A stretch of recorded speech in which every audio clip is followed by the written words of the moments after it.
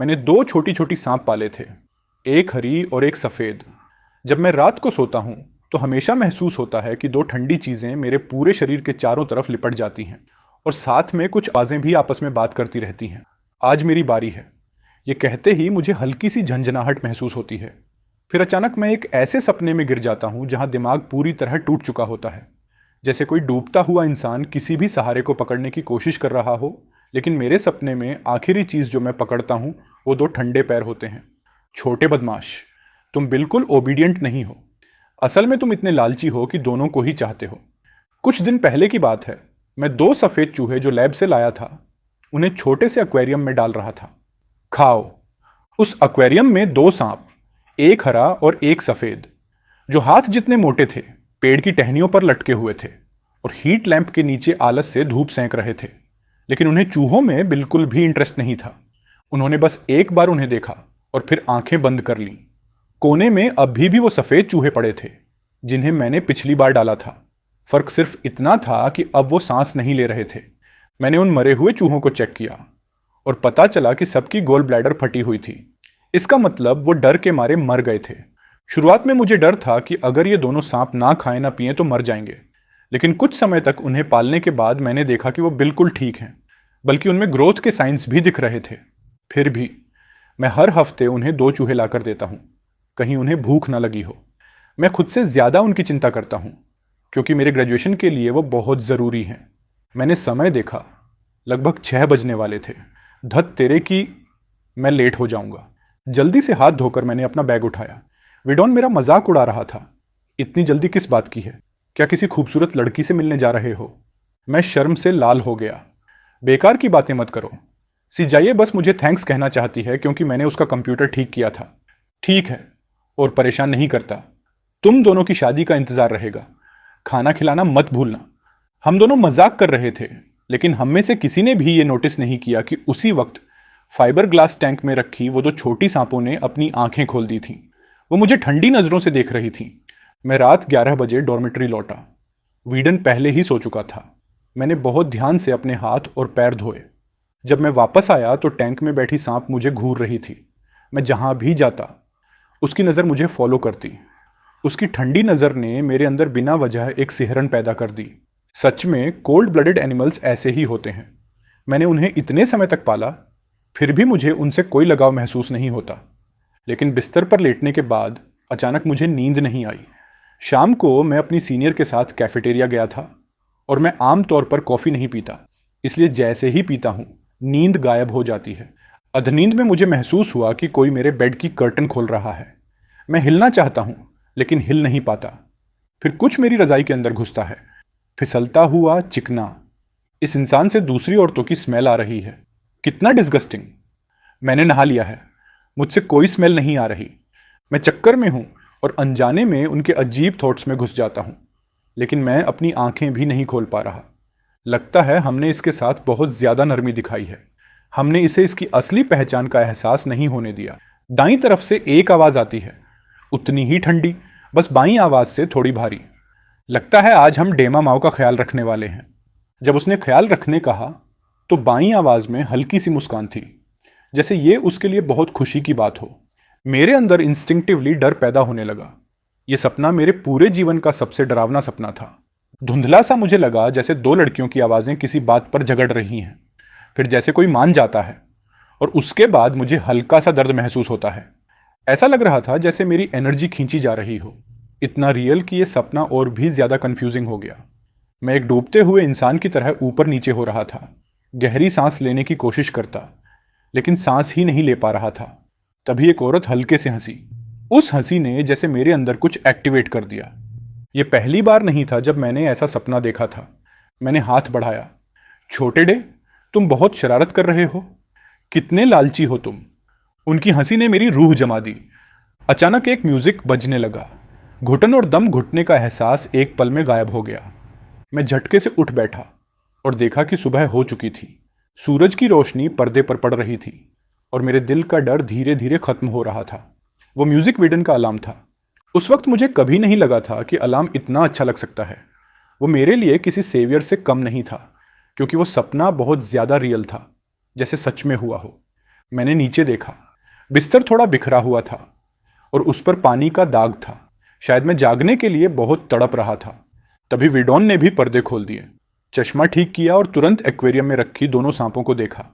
वो आंखें बंद करके आराम कर रही थीं। दामाओ, तुम्हारी ये दोनों सांप बहुत अजीब हैं। इन्हें चूहे पसंद ही नहीं हैं।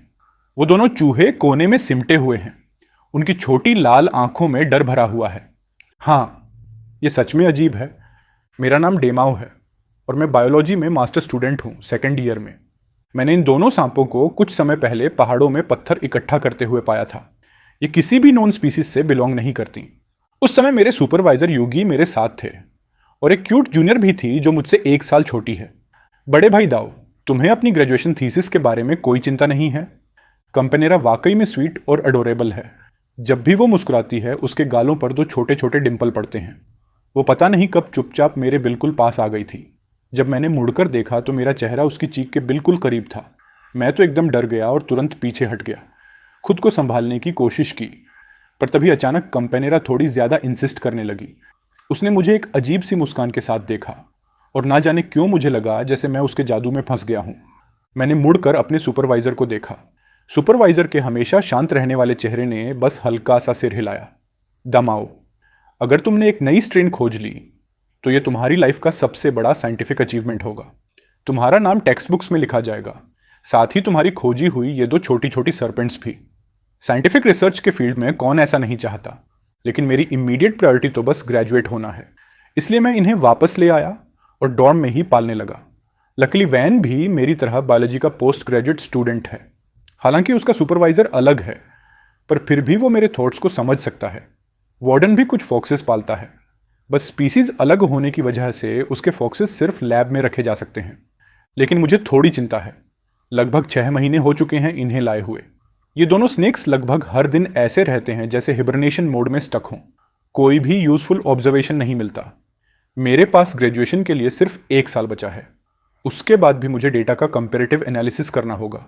वियोन बोला, तो फिर अपने सुपरवाइज़र से बात करो। प्रोफेसर रुयान हमारी स्कूल की सबसे बेस्ट सुपरवाइज़र हैं। कम उम्र में ही प्रोफेसर बन गई। उनके लेवल से तो वो पीएचडी सुपरवाइज़र हो सकती थी और पहली इंटरव्यू में उन्हें तुमसे ज़्यादा खास उम्मीद भी नहीं थी। मैंने सिर हिलाया, लेकिन कहीं अंदर मुझे थोड़ा अनकंफर्टेबल फील हुआ। लुअन की पर्सनैलिटी बहुत एक्सेंट्रिक है, कोल्ड और स्कॉलरली। वो मुझसे नाखुश मेरे पर्सनैलिटी की वजह से नहीं, मेरे रिजल्ट्स की वजह से है। ज़रूरत के अलावा मैं उनसे दूर ही रहता हूँ। पर वैन सही कह रहा था। मैं लैब जाने के लिए तैयार होने लगा, लेकिन जाते जाते जब मैं मिरर में देख रहा था तभी अचानक मेरी नज़र मेरी गर्दन पर 2 हल्के से रेड डॉट्स पर पड़ी। ये जगह काफ़ी स्मार्टली हिडन थी, कॉलर से ढंकी रहती है। मैंने दूसरी साइड भी देखी, वहाँ भी 2 रेड डॉट्स थे, बस उनका रंग थोड़ा डार्क था। मैं तो दिन भर लैब में रहता हूँ, मुझे तो पता भी नहीं चला कि ये कब हुआ। अगर आज मेरी शर्ट का कॉलर थोड़ा मुड़ा हुआ नहीं होता तो शायद ये दिखता ही नहीं। वंड में कोई दर्द नहीं था और समझ नहीं आ रहा था कि इंजरी हुई कैसे। अगले ही सेकंड मुझे कल रात का ड्रीम याद आ गया। मैंने झटके से सिर घुमाया। दोनों छोटी स्नेक्स टेरेरियम में थीं। पता नहीं कब वो जाग चुकी थीं। वो चुपचाप मेरी तरफ देख रही थीं, कोई आवाज़ नहीं, सिर्फ उनकी ठंडी निगाहें। मेरे सपने में जो हल्का सा नेक पेन था वो अब रियल लगने लगा। कहीं ये वही तो नहीं? दोनों स्नेक्स की नज़रें मुझ पर टिकी थीं। अचानक मुझे लगा जैसे स्नेक की लाइफलाइन हल्की सी ऊपर उठी हो, मानो इंसानों जैसी एक कोल्ड सी मुस्कान। उसी समय मेरा फ़ोन बजा। कंपेनेरा का मैसेज था, हरमानो मेयर, सुपरवाइज़र तुम्हें लैब नंबर 2 में बुला रही हैं। लैब नंबर 2 सुपरवाइज़र का प्राइवेट लैब है, वहाँ कोई और कभी नहीं जाता। लेकिन जब मैंने वापस टेरेरियम की तरफ देखा, दोनों स्नेक्स फिर से अपनी आंखें बंद करके आराम से लेटी हुई थीं। शायद ये सब मेरी ही इमेजिनेशन थी। मैंने खुद पर हंसते हुए सोचा, इतनी छोटी छोटी स्नेक्स और ऊपर से उनके ना हाथ हैं ना पैर। टेरेरियम सील है, बाहर कैसे आएंगी? वीडन भी तैयार हो चुका था और अपने फोक्सेस को देखने लैब जा रहा था। वेस्ट साइड वाले एक्सपेरिमेंटल बिल्डिंग के कॉर्नर में उसका लैब है। जैसे ही हम अंदर घुसे, दोनों फोक्सेस जो थोड़ी देर पहले सो रहे थे एकदम एक्टिव हो गए। वियोन ने बड़े बर्तन से डॉग फूड बोल में डाला, लेकिन दोनों फोक्सेस खाने नहीं लगे। इंस्टेड वो दोनों उसके हाथ के पीछे अपनी छोटी गर्म लाल जीभ से प्यार से लिक करने लगे। पूरा सीन बहुत क्यूट था। मैंने हंसते हुए कहा, वायोन, तुमने फॉक्सेस को डॉग जैसा कैसे बना दिया? यार लकी हो तुम। मेरी 2 स्नेक्स तो रोज़ पत्थर बनी रहती हैं। अंदर से मैं थोड़ा जेलस था। भले ही ये मेरे रिसर्च सब्जेक्ट्स हैं, लेकिन मैंने डिसाइड कर लिया है कि मैं इन्हें फ्यूचर में भी नहीं छोड़ूंगा। उसी टाइम दोनों फॉक्सेस ने मुझे देखा। उनकी आइज़ में वो वार्मथ नहीं थी जो वो वेयन के लिए दिखा रहे थे, बस ठंडापन और थोड़ा सा तिरस्कार। तभी पीछे से एक क्लियर आवाज़ आई, हरमानो मेयर, यहाँ क्या कर रहे हो? सुपरवाइजर इंतजार कर रही हैं। मैंने मुड़कर देखा। स्टूडेंट मेनोर दरवाजे पर खड़ी थी, हाथ में किताब ली। आज भी उसने वही शॉर्ट ऑफ वाइट ड्रेस पहनी थी। स्वीट और अडोरेबल लग रही थी, एक इनोसेंट मुस्कान के साथ, लेकिन उसकी आइज में खुशी कम थी। मैंने जल्दी से वे डॉन को बाएं बोला। हॉलवे में हम दोनों एक के पीछे एक चल रहे थे। स्टूडेंट मीनोर सिर झुकाए थी, पता नहीं क्या सोच रही थी। सच कहूं तो मैं उसे ज्यादा जानता भी नहीं, न ही हमारा ज्यादा कांटेक्ट होता है, भले ही हम सेम स्कूल / मेंटर के हों। लेकिन स्टूडेंट मीनोर मुझसे कहीं ज्यादा टैलेंटेड है। इतनी कम उम्र में ही उसने कई आर्टिकल्स पब्लिश कर दिए हैं। उसके ये रिजल्ट्स ग्रेजुएशन के लिए ऑलरेडी इनफ हैं। मेंटोर रुयन भी उसे बहुत हाई रिगार्ड में रखती हैं। स्टूडेंट मेनोर का मेंटर के साथ यूजुअली ज्यादा कांटेक्ट रहता है। लगता है हाल ही में वो और मेंटर लुयन मिलकर एक नया रिसर्च प्रोजेक्ट पर काम कर रहे हैं। उसी वक्त स्टूडेंट मेनोर अचानक रुक गई। मैं तैयार नहीं था, सीधा उसकी पीठ से टकरा गया। क्या हुआ हरमानो मेयर? स्टूडेंट मेनोर मुझसे एक सिर छोटी है। मैंने नीचे देखा, वो चुपचाप मुझे घूर रही थी। मुझे थोड़ा अजीब लगा, थोड़ा कंफ्यूज्ड भी, लेकिन एक पल में ही वो फिर से अपनी पहले वाली यूथफुल एनर्जी में आ गई। क्या ये फिर से मेरी इमेजिनेशन थी? आज मुझे क्या हो रहा है? हर चीज हेलुसिनेशन क्यों लग रही है? शायद इसलिए क्योंकि कल रात मैंने कॉफी पी थी और ठीक से सोया नहीं, ऊपर से नाइटमेयर्स भी आए, इसलिए माइंड डिस्टर्ब है शायद। आज रात जल्दी सो जाऊंगा। हरमानो मेयर को ओबीडियंट पपीज पसंद है ना? मैं एकदम स्टंड रह गया। लगता है स्टूडेंट मेनोर ने अभी थोड़ी देर पहले मेरी और वेयोन की बात सुन ली थी। हाँ, वो फ्लफी होते हैं, अडोरेबल भी, और इंसानों को समझते भी हैं।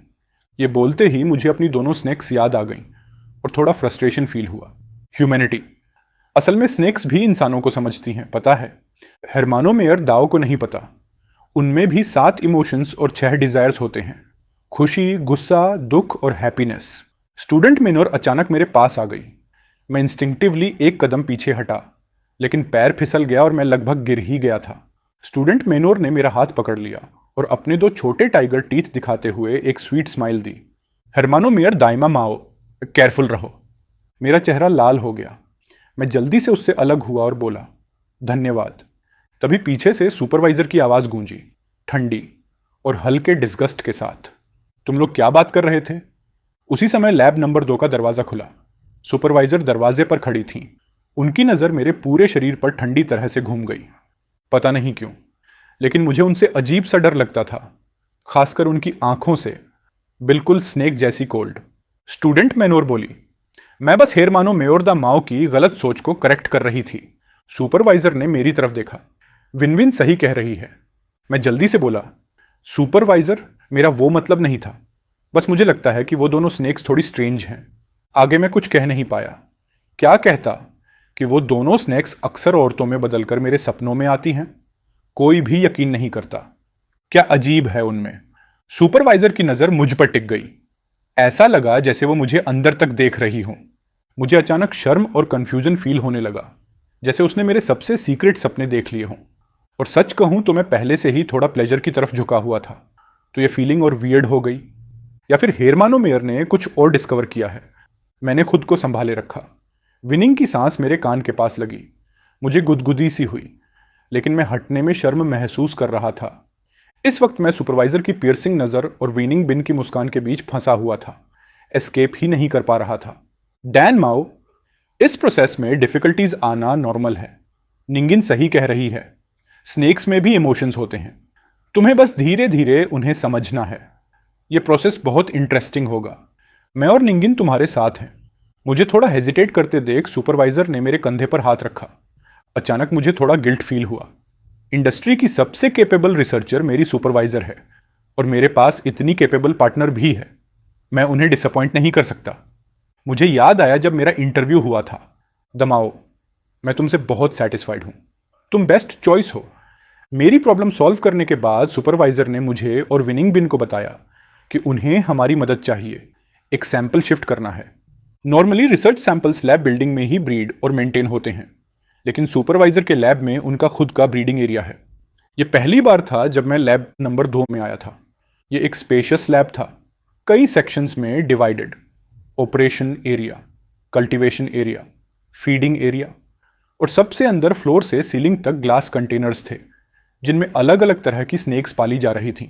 सीन काफ़ी स्पेक्टेकुलर था, सब कुछ क्लीन और ऑर्गेनाइज्ड, बिना किसी स्मेल के। हमें कुछ मूव नहीं करना था, लेकिन सुपरवाइज़र ने कहा तो करना ही था। वाइनिंग बिन बस खड़ी रही, हेल्प नहीं कर रही थी। ये रिच फैमिली के बच्चे कुछ नहीं करते। मैं उसे बोलने ही वाला था कि मेरे हाथ में पकड़ा लाइड अचानक गिर गया, लेकिन उससे पहले कि मैं रिएक्ट करता, अंदर की स्नेक अचानक बाहर निकली और मुझे काट लिया। जब मैंने उसे हटाया तो मेरे थंब और इंडेक्स फिंगर के बीच ऑलरेडी बाइट हो चुका था, और पैटर्न देखकर साफ था कि यह पॉइजनस है। मेरे शरीर में एक ठंडक दौड़ गई और मुझे चक्कर आने लगे। लाकी लैब में सीरम था, जस्ट इन केस किसी को बाइट हो जाए। मुझे तुरंत ऑपरेशन टेबल पर लिटा दिया गया। वीनिंग ने मुझे सीरम से भरी सिरिंज दी। ठंडी सिरिंज मेरे आम में घुसी और सीरम इंजेक्ट हो गया। दर्द की वजह से मेरे मुंह से अनजाने में आवाज़ निकल गई, हरमानो मेयर दाइमा माओ, गुड बॉय बनो, जल्दी ठीक हो जाओगे। हालांकि टॉक्सिन के कुछ साइड इफेक्ट्स रहेंगे। उनकी हंसी मेरे कानों में गूंज रही थी। धीरे धीरे मेरी विजन ब्लर होने लगी। मेरी पलकों का वजन बढ़ गया था। बस दूर से आती हुई विनिंग की आवाज़ ही सुनाई दे रही थी, अरे बड़े भाई, बड़े भाई। मुझे कौन बुला रहा है? मैं एक गहरी नींद में डूब गया। सपने में एक बालों वाला कुत्ता मेरे गले पर अपना फर रगड़ता जा रहा था, जिससे मुझे सांस लेने में दिक्कत हो रही थी। I don't like you. दमाओ, तुमने नहीं कहा था कि तुम्हें पपीज़ पसंद हैं, फिर मुझ पर क्यों चिल्ला रहे हो? उसकी शिकायत भरी टोन में भी कोई असली सिंसेरिटी नहीं थी, जैसे वो मेरा मजाक उड़ा रहा हो। मैंने हड़बड़ाकर हाथ पैर मारे, लेकिन जैसे ही हाथ आगे बढ़ाया, मेरी उंगलियां किसी कपड़े के कोने से टकराईं। उसकी टेक्सचर बिल्कुल वैसी थी जैसी मेरी एक्सपेरिमेंट वाली वाइट कोट की होती है। किसी ने मेरा वो हाथ रोक दिया जो कपड़े का कोना पकड़ रहा था। फिर कपड़ों के रगड़ने की हल्की आवाज़ आई। किसी ने मेरे चेहरे पर कोई कपड़ा डाल दिया, एक फ्रेश सी महक के साथ। इससे उस बालों वाले सिर को भी ब्लॉक कर दिया जो मेरे गले से रगड़ रगड़ कर खेल रहा था। मुझे नहीं पता कितना वक्त बीत गया। मैं धीरे धीरे होश में आया। मेरे नीचे की ठंडी प्लेटफॉर्म ने मुझे बहुत अनकंफर्टेबल फील कराया। मैंने अपने एक 182 सेंटीमीटर के शरीर को फैलाया। वो जिस तरह हंस रही थी वो कुछ ऐसा था जैसे मैं कोई सैंपल हूं जिसे बस नापना बाकी हो। मुझे जागते देख उसके आइज स्माइल के साथ मुड़ गए। बड़े भाई, तुम्हारा स्कैल्प बिल्कुल नॉर्मल है। सुपरवाइजर ने भी उसे नहीं रोका, उल्टा वो कंप्यूटर पर कुछ रिकॉर्ड कर रही थी। मुझे जागता देख बस इतना कहा कि मैं सीरम और स्नेक वेनम की वजह से सो गया था। तो ये सब एक ड्रीम था। लेकिन दिल के अंदर एक अजीब सा डर धीरे धीरे उठने लगा। मेरे सुपरवाइजर और बिनिंग बिन में कुछ गड़बड़ है, लेकिन मेरे पास प्रूफ नहीं है। मैं लैब से भागते हुए बाहर आ गया। पीछे से भी बिनिंग बिन बहुत खुशी से मुझे रेस्ट लेने के लिए याद दिलाती रही। डोर्म वापस आकर मैंने कपड़े उतारे। बॉडी पर कोई मार्क नहीं था, बस पहले जो 2 हल्के से रेड डॉट्स थे वो अब एकदम ब्राइट रेड हो चुके थे। मेरे दिल में एक बेवकूफ़ी भरा बट स्केरी ख्याल जागा। कई ब्लरी इमेजेस मिलकर एक शेप बना रही थी। मैं जैसे ही कुछ पकड़ने ही वाला था, डॉर्म की डोर अचानक खुली। डॉन था। उसका चेहरा लाल था, एक्सप्रेशन पूरी तरह पैनिक में। उसने मुझे वापस बुलाकर जैसे किसी बात को ज़बरदस्ती मनवाया और फिर अपनी कही बात पर अड़ गया। वो पूरी रात बाहर नहीं निकला। चाहे मैंने वन को कितना भी पूछा, कोई जवाब नहीं मिला। शायद उसके मन में भी कुछ चल रहा था। कई बार पूछने के बाद मैं कंप्यूटर पर अपने सुपरवाइज़र के बारे में इन्फो ढूंढने लगा और बिनिंग के बारे में भी, लेकिन पूरी दोपहर खोजने के बाद मुझे कुछ भी यूज़फुल नहीं मिला। बस एकदम परफेक्ट वाली प्रेजेस। ऐसा लग रहा था कि मेरा सुपरवाइज़र ल्यूरू यन परफेक्ट से भी ऊपर है। मैंने चुपके से अपनी टांग पीछे की ओर मोड़ी, तभी 2 ठंडी निगाहें मेरी पीठ पर गिरीं। टेबल पर रखे ग्लास टैंक में मौजूद दोनों स्नेक्स मुझे तभी से घूरे जा रहे थे जब से मैंने कंप्यूटर ऑन किया था। वो नज़रें ऐसी थीं जैसे उन्होंने मुझे अपनी प्रे मान लिया हो। मेरे अंदर एक डर भरी फीलिंग आई। अगर ये इतने छोटे ना होते, ये मुझे एक बार में निगल जाते। मुझे नहीं पता ये मेरा डर है या कुछ और, लेकिन एक बात क्लियर है, मुझे अपनी थीसिस जल्द से जल्द खत्म करनी ही होगी। वाई वाई अभी भी सो रहा था। मेरे पास कोई ऑप्शन नहीं था, इसलिए मैं कैफेटेरिया की तरफ चला गया। वहां सिर्फ श्याओ और सीनियर सिस्टर मिली। मेरा चेहरा खराब देखकर उन्होंने चिंता से पूछा। मुझे थीसिस वाले प्रेशर को एक्सक्यूज बनाना पड़ा। आखिर अगर मैं सच बताता, सब मुझे पागल समझते। सीनियर सिस्टर वाकई बहुत काइंड है। उन्होंने कहा ज़्यादा तनाव मत लो, हेल्थ इंपॉर्टेंट है। बोले कल स्नेक्स को लैब लेकर आना, वो मेरी हेल्प कर देंगी चेक करने में। मैंने उन्हें ज़बरदस्ती एक मुस्कान दे दी। इससे आपकी थीसिस डिले तो नहीं होगी ना, मैंने पूछा। उन्होंने कहा सब रेडी है, टॉपिक भी सेलेक्ट, डेटा भी एनालाइज। उनकी सिंसियर एक्सप्रेशन और उनकी स्वीटनेस ने मेरा गिल्ट थोड़ा कम कर दिया। सीनियर सिस्टर सच में एक परफेक्ट गर्लफ्रेंड टाइप लड़की है, लेकिन जैसे ही वो कल रात वाले ड्रीम्स याद आते हैं, मेरा पूरा शरीर ठंडा हो जाता है। सीनियर सिस्टर ने हाथ बढ़ाकर मेरा माथा टच किया। तुम्हारा चेहरा फिर क्यों इतना खराब लग रहा है? थैंकफुली फीवर नहीं है। और तुम्हारे ट्यूटर ने सच में तुम्हें नई स्पीशीज सर्टिफाई करने दी? मैं कुछ बोलने ही वाला था कि बैजिन बिन एक ट्रे लेकर आ गई। दमाओ भाई, क्या मैं बैठ सकती हूँ? उसकी ये सडन पोलाइटनेस मना करने लायक नहीं थी।